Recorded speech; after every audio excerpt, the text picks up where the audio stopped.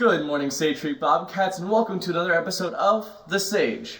I'm Christopher Kathman, and coming up, we meet Mrs. Mandal, a new teacher to Sage Creek. We have a feature on engineering, and lastly, we have our weekly COVID-19 update.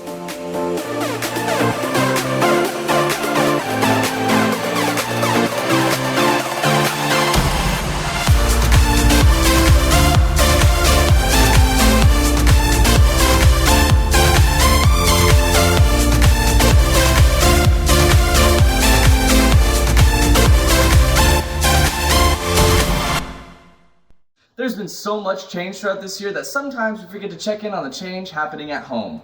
Mrs. Mandal is one of those changes to Sage Creek. Here's Humphrey with an interview with our newest English teacher. I was teaching at a high school in Florida.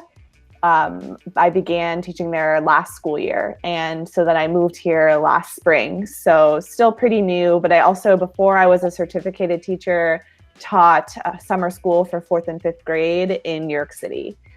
How are you adjusting to online learning, and how has it affected your class? It's an adjustment for sure. Teachers and students are getting more used to it and getting a little bit more comfortable just interacting in the digital space, but it's still just not the same. What is different and what is just really hard to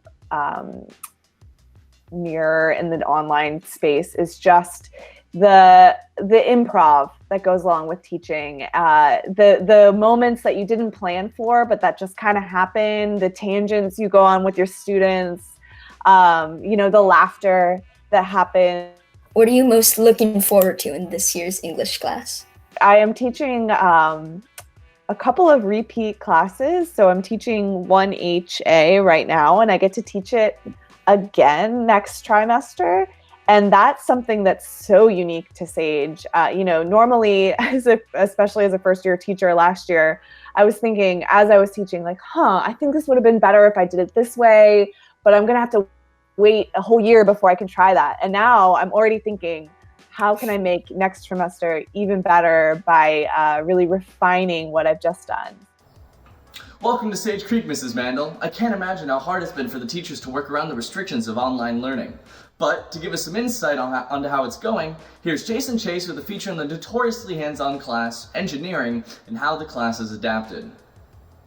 Good morning, POE. This is my first screencast, so be patient with me, but I'm going to do the wheel and axle, the first one. With school going online due to the whole pandemic thing, every class has faced its challenges. However, with hands-on classes like engineering, the task of transitioning to a virtual classroom comes with its own considerations. It's just like any other class with its challenges, especially a project-based class, and we just can't build the neat projects that they usually get to build. Engineering has been forced to adapt and change their curriculum to try and provide the same learning experience that students would expect in person.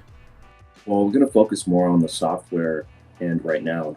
Push things that are going to be difficult for distance learning, try to push those back a little bit. Although changes to curriculum have directly affected how engineering is taught in 2020, students have been forced to adapt to the new online format as well. We've just been organizing times when we get together in Google Meets, just to talk ideas, talk about what we can do for our project. Of course, with anything, there are challenges. Can't say if it would be harder because I've never taken it, but I think it has a big impact because it just changes how the class works, because I imagine it's a lot hands-on stuff and this is a lot just kind of by yourself. Engineering is also a special kind of class. It's part of a 4-year pathway that's known for preparing students to work on real-life engineering challenges. The changes forced upon the program by quarantine have put this ideal at risk.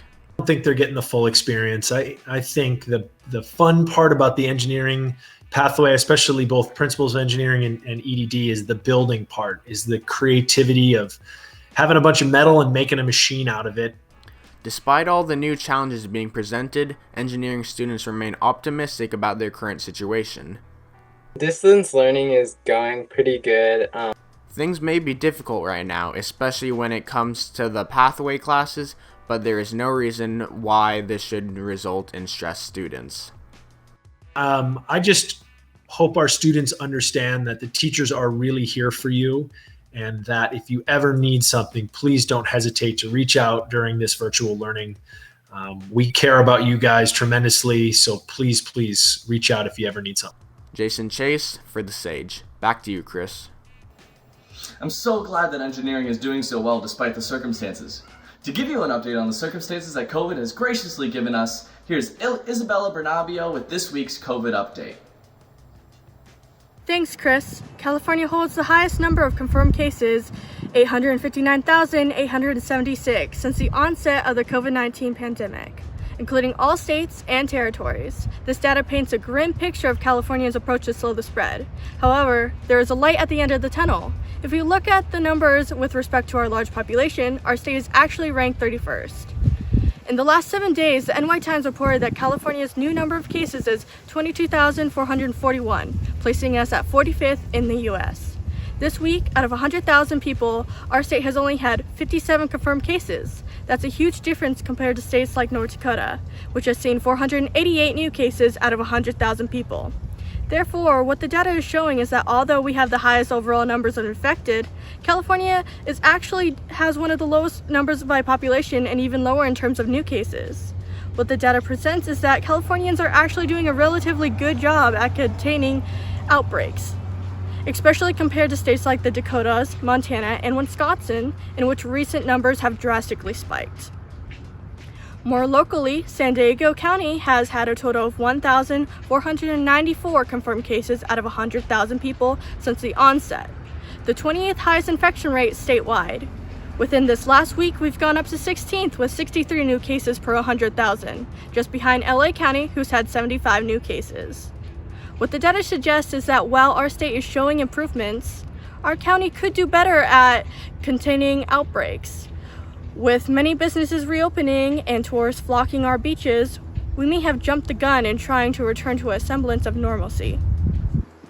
We need to continue to practice safe behaviors, pay attention to CDC guidelines, and stay connected if we hope to come through this crisis together. This has been Isabella Bernabeo reporting for The Sage.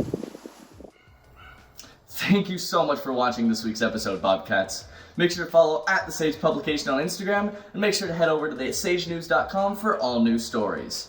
This has been Christopher Kathman reporting for The Sage.